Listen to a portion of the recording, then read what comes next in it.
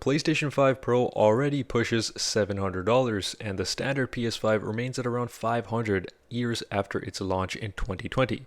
But leaks and the industry trends suggest that the PlayStation 6 could shatter expectations with a staggering $1,000+ price tag, closer to like the price of your latest iPhone 16 Pro. Now, premium tech brand, as much as you like Apple or high-end PC manufacturers, these are something that PlayStation have in mind, especially now that they have the monopoly in the high-end gaming console sphere, with Xbox stepping away from traditional console wars after maybe the last Xbox Series X Elite or something that they push out. But Sony has a near monopolistic power in dedicated gaming hardware. And history shows that when competition fades, prices definitely rise. Now, the tech that justifies the cost, well, essentially, to deliver a true generational leap, the PlayStation 6 would need specs rivaling a high-end gaming PC with GDDR7 memory for blistering bandwidth, Zen 5 and RDNA 5 architecture to hit 4K 120 FPS on almost all games, including Grand Theft Auto 6, and advanced cooling to avoid the thermal throttling that plagued past consoles.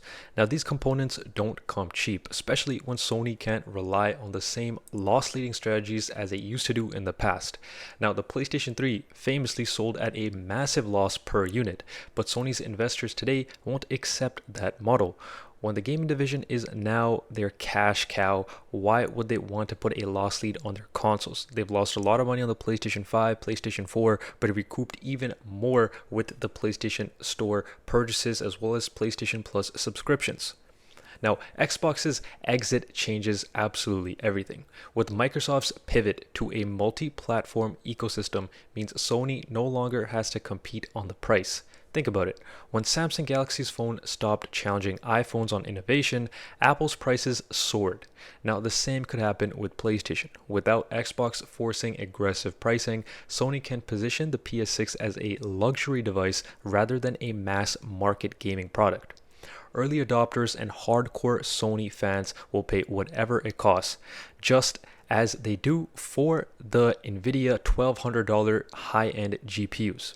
But for the average gamer, they might just stick with their PS5 or PS5 Pro, especially if they didn't have any other hardware improvements like their monitors and etc. Now, the PlayStation 5's launch succeeded because millions were desperate to upgrade from their aging, overheating PlayStation 4 jet engine consoles, but the PS5 Pro proves that even mid-cycle refreshes now offer near flagship performance. Now, if the PS6's biggest selling points are niche upgrades like 8K upscaling, which of course most TVs can't even display properly, or would they be focusing on AI-driven NPCs? Will casual gamers really care about that, or will they just see a $1,000+ console as an overkill when their existing hardware still runs games flawlessly? Now, even think about the PlayStation 4 Pro. If you have a full 1080p display, that will still run very well with most games. Now, the backlash, which I can definitely see coming, is that Sony risks alienating its core audience if the PS6's price tag doesn't match to its perceived value. Now, the PlayStation 5, for example, sold over 50 million units because it was a necessary leap.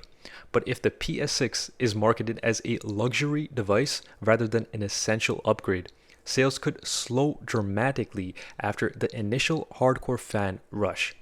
And with PC parts getting cheaper every year, the argument for sticking with consoles weakens if Sony's prices itself into the high-end gaming PC market. Now, my final thoughts are essentially the PS6 will launch for around $1,000+ with a digital edition. Now, I don't really think that with the diminishing times with physical media and how nowadays a lot of producers, console manufacturers are switching towards the digital side of things, it will be pretty sad to see no longer us getting ourselves a digital or a disc version of the consoles that we once used to enjoy, such as like the PlayStation 3, which even till this day, in my opinion, is a great multimedia device for its price.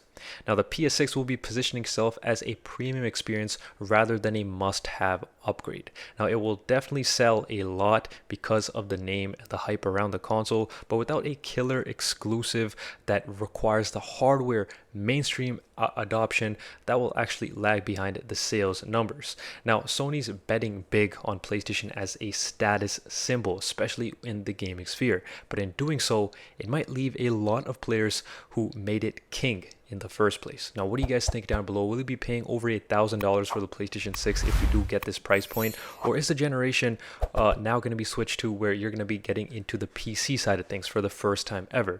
Let me know in the comments down below, and be sure to subscribe because only 1% of you that have been watching this video have subscribed to this channel, so it really means a lot if you do so. It's been your boy Optage. I'll catch you guys all in my next video. Goodbye.